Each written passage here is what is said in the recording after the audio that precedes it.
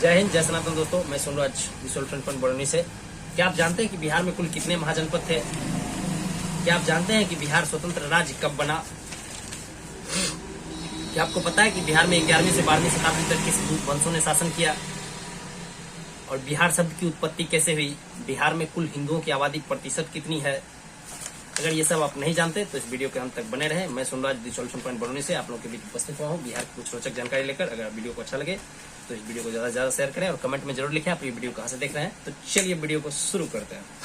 बिहार सांस्कृतिक और ऐतिहासिक दृष्टि से काफी प्राचीन राज्य है।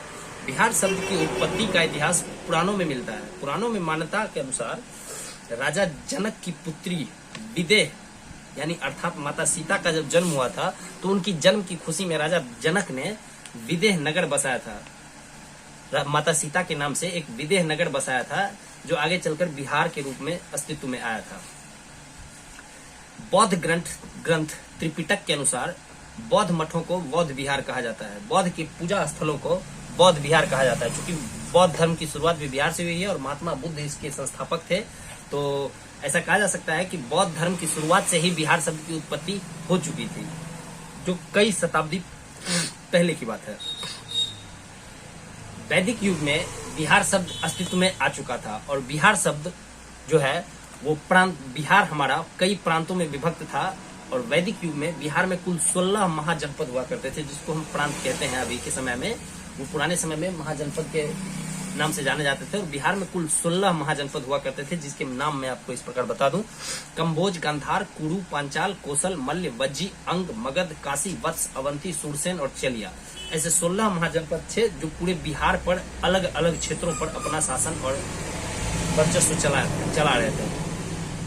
भारत के प्रथम साम्राज्य मौर्य साम्राज्य की शुरुआत भी बिहार से ही हुई है और इसके संस्थापक चंद्रगुप्त मौर्य थे, जिनका जन्म 325 ईसा पूर्व में मगध में हुआ था और इन्होंने अपने साम्राज्य की शुरुआत पाटलिपुत्रा से की और अपनी राजधानी को पाटलिपुत्रा बनाया। धीरे धीरे इन्होंने अपने साम्राज्य का विस्तार बिहार ही नहीं पूरे भारत एवं मध्य एशिया तक फैला लिया। इनका साम्राज्य इतना विस्तार था, इतना विशाल था कि भारत के बाहर भी कई अफगानिस्तान, बांग्लादेश आदि देशों तक इनका प्रभाव था। इनका साम्राज्य बहुत ही विशाल था। मगध पर मौर्य वंश के अलावा अन्य कई वंशों ने भी शासन किया, जैसे कि हर्यक वंश, नंद वंश एवं शिशुनाग वंश आदि वंशों ने भी हमारे बिहार पर शासन किया। प्राचीन युग में गुप्त काल के युग को बिहार का स्वर्णिम युग कहा जाता है, क्योंकि इस समय बिहार में गणित, खगोलविद, व्यापार, वास्तुकला एवं धर्म का विकास तीव्र गति से हुआ था। गुप्त काल में ही बिहार में नालंदा और विक्रमशिला जैसे विश्वविद्यालय बनाए गए थे, जिसने पूरी दुनिया में अपनी छवि बनाई और पूरी दुनिया से स्टूडेंट्स, विद्यार्थी नालंदा और तक्षशिला जैसे और विक्रमशिला जैसे विश्वविद्यालय में पढ़ने आया करते थे। 11वीं से 12वीं शताब्दी मध्य युग में बिहार में मोहम्मद बिन बख्तियार खिलजी का आगमन होता है। उसने बिहार एवं बंगाल को पूरी तरह से बिहार एवं बंगाल में पूरी तरह लूटपाट मचाया। कई बौद्ध भिक्षुओं को बर्बरतापूर्वक उसने मौत के घाट उतार दिए। नालंदा एवं विक्रमशिला जैसे विश्वविद्यालय को उसने ध्वस्त कर दिया। हमारे बिहार के जितनी भी सांस्कृतिक और ऐतिहासिक धरोहर थी उन सब को इसने तहस नहस कर दिया और पूरे बिहार को लूट का घर बना दिया और हमारे बिहार को कई हिस्सों में बांट दिया। और यह पाल वंश का शासक था, क्योंकि इसने पूरे बिहार में आतंकवाद का विस्तार कर दिया था। इसने पूरे बिहार को बर्बाद कर दिया और यह विदेशी आक्रांता था जो विदेश से बिहार आया था। पाल वंश की विफलता के बाद 12वीं शताब्दी में बिहार में मुगलों का आगमन होता है और इनका शासन 12वीं शताब्दी से 16वीं शताब्दी तक रहा है। बिहार में मुगलों का शासन 12वीं शताब्दी से 16वीं शताब्दी 400 वर्षों तक रहा। इन 400 वर्षों के 15वीं शताब्दी के मध्य में शेर शाह सूरी ने मुगलों से बिहार के कुछ प्रांत को जीत लिया और अपनी राजधानी को पाटलिपुत्रा से दिल्ली स्थानांतरित करने का फैसला किया, परंतु शेर शाह सूरी अपने इस अभियान में असफल रहे और उनकी मृत्यु हो गई। पटना सिटी, जो कि वर्तमान पटना सिटी के नाम से जाना जाता है, पटना साहिब, पाटलिपुत्रा साहिब में 1666 ईस्वी में सिख के 10वें गुरु गोविंद सिंह का जन्म होता है और इन्होंने अपने जवानी से ही और जैसे ही उन्हें अपने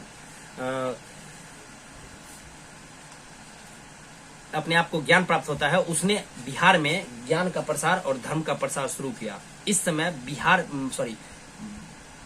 दिल्ली पर मुगल सम्राट औरंगजेब का शासन था। जब औरंगजेब को ये बात पता चली कि गुरु गोविंद सिंह जी बिहार में धर्म का प्रचार कर रहे हैं और शिक्षा का प्रचार कर रहे हैं, तो उन्होंने गुरु गोविंद सिंह को संदेश भेजा कि या तो तुम इस्लाम धर्म कबूल कर लो या फिर इस सिख धर्म को छोड़ दो, वरना मैं तुम्हें मौत के घाट उतार दूंगा। गुरु गोविंद सिंह ने औरंगजेब के इस फैसले को मानने से इनकार किया और इस्लाम धर्म को कबूलने से भी इनकार कर दिया।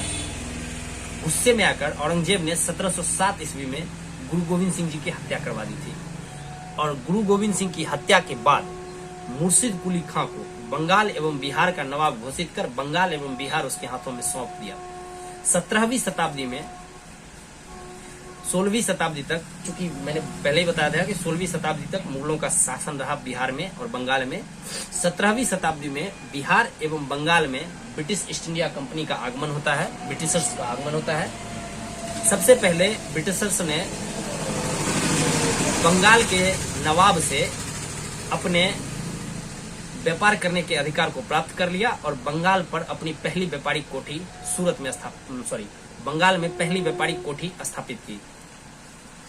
ये व्यापारिक कोठी स्थापित करने के बाद ब्रिटिशर्स ने बिहार के एवं बंगाल के आंतरिक मामलों में भी हस्तक्षेप करना शुरू कर दिया और बिहार के और बंगाल के कुछ प्रांतों पर अपना अधिकार जमाने लगे।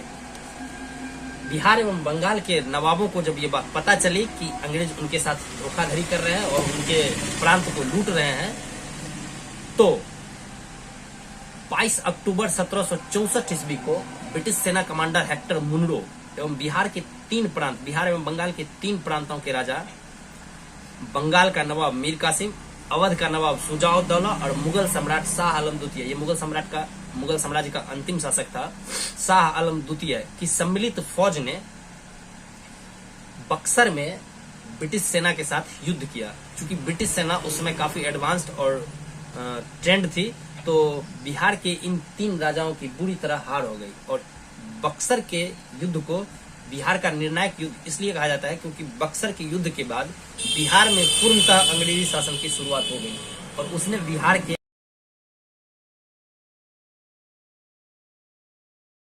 और बंगाल के पूरे राजाओं को, साम्राज्य को समाप्त कर दिया और पूरे बिहार एवं बंगाल को बंगाल प्रेसिडेंसी की स्थापना कर बिहार, बंगाल एवं उड़ीसा 3 राज्यों को एक साथ मिलाकर बंगाल प्रेसिडेंसी की स्थापना की। चूंकि बंगाल प्रेसिडेंसी का क्षेत्र इतना विशाल था जिसमें बिहार, बंगाल और उड़ीसा ये 3 राज्य को सम्मिलित करके बंगाल प्रेसिडेंसी की स्थापना की गई थी, तो चूंकि यह क्षेत्र इतना विशाल था कि बंगाल के कोलकाता से बैठकर इन 3 राज्यों और प्रांतों पर शासन करना अंग्रेजों के लिए बड़ा मुश्किल हो गया था। इसलिए चूंकि यह क्षेत्र काफी विशाल था तो शासन करने में मुश्किल हो रही थी, इसलिए 22 मार्च 1912 ईस्वी को बंगाल प्रेसिडेंसी से बिहार को एक स्वतंत्र राज्य बना दिया गया और इसकी राजधानी पाटलिपुत्रा को स्थापित कर दी गई। 22 मार्च 1912 ईस्वी को बिहार एवं 1 अप्रैल 1936 ईस्वी को पुनः बंगाल प्रेसिडेंसी से उड़ीसा को भी अलग कर एक अलग राज्य बना दिया गया और इस तरह 22 मार्च 1912 ईस्वी को हमारा बिहार पूर्णतः अपने एक राज्य के अस्तित्व में आया था, जिसके कारण हम 22 मार्च को प्रत्येक वर्ष बिहार दिवस के रूप में मनाते हैं, क्योंकि 22 मार्च 1912 को हमारा बिहार एक राज्य के रूप में अस्तित्व में आया था। ये थे हमारे बिहार के कुछ इतिहास। अब मैं बिहार के कुछ आंतरिक बारे में आपको बता दूं, आंतरिक जानकारी दे दूं जो कि बहुत ही महत्वपूर्ण है। बिहार की राजधानी वर्तमान पटना है। बिहार में कुल 38 जिले हैं। बिहार में डिविजन्स यानी मंडल की मैं बात करूं तो बिहार में कुल 9 मंडल हैं। बिहार में सब डिविजन्स की संख्या 101 है। बिहार में सर्कल्स यानी अनुमंडल या सर्कल्स या प्रखंड कह लें इसको, इनकी संख्या 534 है। बिहार में पंचायतों की संख्या 8406 है। बिहार में कुल गांव 45,103 है। 2010 और 11 के जनगणना के अनुसार बिहार की कुल आबादी 1,40,99,452 है। मैं फिर से बता दूं, 1,40,99,452 है, जो कि बिहार की कुल आबादी है 10-11 के जनगणना अनुसार। अब ये आबादी जरूर बढ़ गई होगी, क्योंकि भारत की आबादी 139 करोड़ पहुंच चुकी है। बिहार का कुल क्षेत्रफल मैं बता दूं 94,163 वर्ग किलोमीटर है। बिहार के कुल जनसंख्या का 82% हिंदू हैं, 16% मुस्लिम है एवं 2% अन्य धर्मों के लोग हैं, जिसमें जैन, पारसी, क्रिश्चियन या अन्य धर्मों के लोग कह लें इनको। ये है। अब मैं बिहार की चौहद्दी के बारे में आप लोग को थोड़ा सा जानकारी दे दूं। बिहार के उत्तर में नेपाल है, बिहार के पश्चिम में, पूर्व में पश्चिम बंगाल, बिहार के पश्चिम में उत्तर प्रदेश और दक्षिण में झारखंड है। मैं इसको फिर से दोहरा दूं, थोड़ी सी गलती हो गई थी। बिहार के उत्तर में नेपाल है, पूर्व में पश्चिम बंगाल है, पश्चिम में उत्तर प्रदेश है और दक्षिण में झारखंड है।